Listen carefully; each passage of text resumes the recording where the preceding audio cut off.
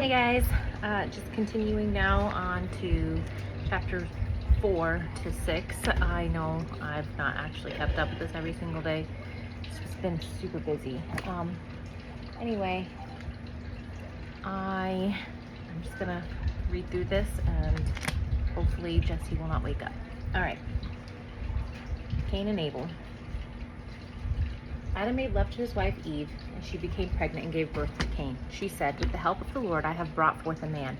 Later she gave birth to his brother Abel. Now Abel kept flocks, and Cain worked the soil. In the course of time, Cain brought some of the fruits of the soil as an offering to the Lord. And Abel also brought an offering, fat portions from some of the firstborn of his flock. The Lord looked with favor on Abel and his offering, but on Cain and his offering he did not look with favor. So Cain was very angry, and his face was cast down. Then the Lord said to Cain, "Why are you angry? Why is your face downcast? If you do what is right, will you not be accepted? But if you do not do what is right, sin is crouching at your door. It desires to have you, but you must rule over it." Now Cain said to his brother Abel, Let's go out to the field."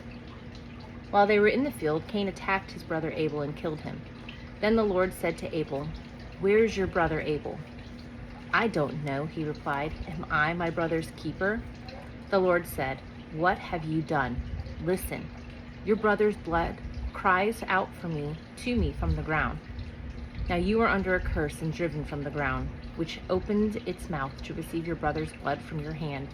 When you work the ground, it will no longer yield its crop for you. You will be a restless wanderer in the earth." Cain said to the Lord, "My punishment is more than I can bear. Today you are driving me from the land, and I will be hidden from your presence. I will be a restless wanderer on the earth, and whoever finds me will kill me."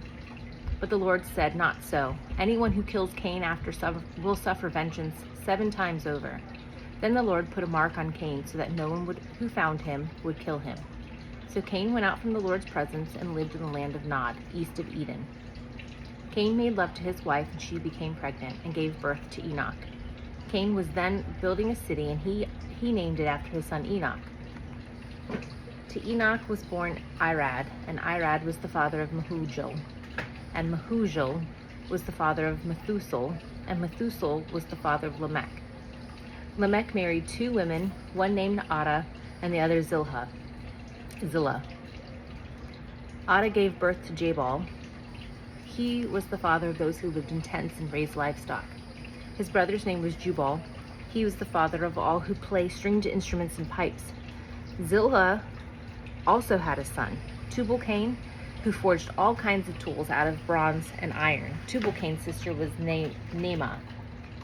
Lamech said to his wives, Ada and Zillah, "Listen to me, wives of Lamech. Hear my words. I have killed a man for wounding me, a young man for injuring me. If Cain is avenged 7 times, then Lamech 77 times." Adam made love to his wife again, and she gave birth to a son and named him Seth, saying, "God has granted me another child in place of Abel, since Cain killed him." Seth also had a son and named him Enosh. At that time, people began to call on the name of the Lord. Chapter 5, from Adam to Noah. This is the written account of Adam's family line. When God created mankind, he made them in the likeness of God. He created them male and female and blessed them, and he named them mankind when they were created. When Adam had lived 130 years, he had a son in his own likeness, in his own image, and he named him Seth. After Seth was born, Adam lived 800 years and had other sons and daughters. Altogether, Adam lived a total of 930 years, and then he died. When Seth had lived 105 years, he became the father of Enosh. After he became the father of Enosh, Seth lived another 807 years, and he had other sons and daughters. Altogether, Seth lived a total of 912 years, and then he died. When Enosh had lived 90 years, he became the father of Kenan.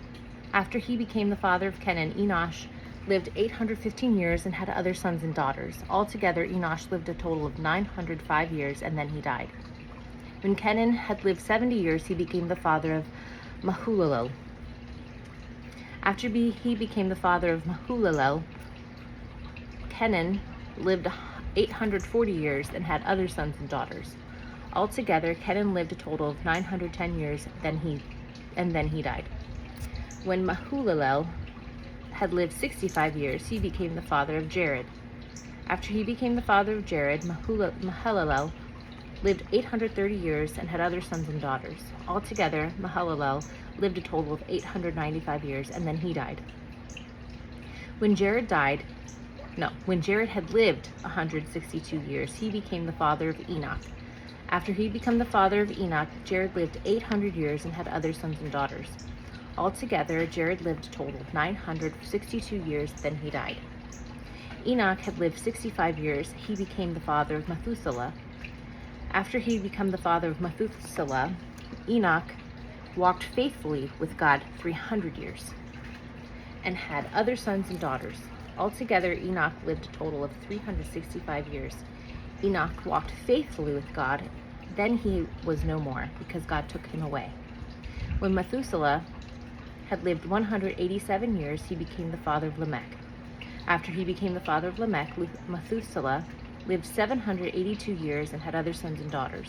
Altogether, Methuselah lived a total of 969 years, and then he died. When Lamech had lived 182 years, he had a son. He named him Noah and said, "He will comfort us in the labor and painful toil of our hands caused by the ground the Lord has cursed." After Noah was born, Lamech lived 595 years and had other sons and daughters. Altogether, Lamech lived a total of 777 years, and then he died. After Noah was 500 years old, he became the father of Shem, Ham, and Japheth. This is just interesting. I have still chapter 6, but this over a year on the ark. And then it tells you 7 days, and then 40 days, and then 150 days the water recedes and the ark rests on Mount Ararat. And then 178 days the water continues to recede. That's interesting. Wickedness in the world. When human beings began to increase in number on earth, the daughters were born to them, the sons of God. Let's start that over. When human beings began to increase in number on the earth, and daughters were born to them, the sons of God saw that the daughters of humans were beautiful, and they married any of them they chose. Then the Lord said, "My spirit will not contend with humans forever. They are mortal, for they are mortal. Their days will be 120 years." The Nephilim were on the earth in those days, and also afterward, when the sons of God went to the daughters of humans and had children by them. They were the heroes of old, men of renown. The Lord saw how great the wickedness of the human race had become on the earth, and that every inclination of the thoughts of the human heart was only evil all the time. The Lord regretted that he had made human beings on the earth, and his heart was deeply troubled. So the Lord said, "I will wipe from the face of the earth the human race I have created, and with them the animals, the birds, and the creatures that move along the ground, for I regret that I had made them." But Noah found favor in the eyes of the Lord. Noah and the flood. This is the account of Noah and his family. Noah was a righteous man, blameless among the people of his time, and he walked faithfully with God. Noah had 3 sons, Shem, Ham, and Japheth. Now the earth was corrupt in God's sight and was full of violence. God saw how corrupt the earth had become, for all the people on the earth had corrupted their ways. So God said to Noah, "I'm going to put an end to all the peoples of the earth, for the earth is filled with violence because of them. So I am surely going to destroy both them and the earth. So to make yourself an ark of cypress wood, make rooms in it and coat it with pitch inside and out. This is how you are to build it. The ark is to be 300 cubits long, 50 cubits wide, 30 cubits high. Make a roof for it, leaving below the roof an opening 1 cubit high all around. Put a door on the side of the ark and make lower, middle, and upper decks.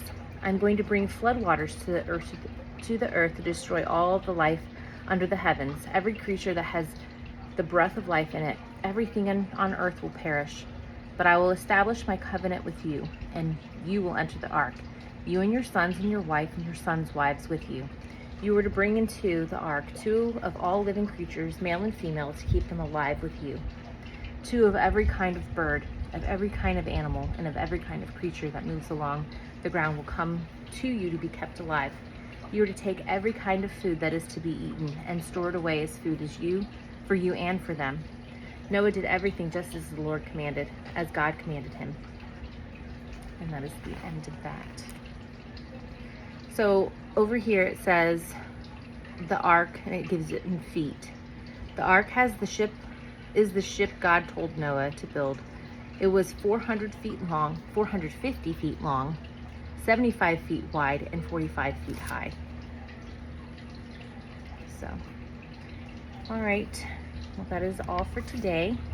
And I will get on to the next 3 chapters tomorrow. Thanks for listening.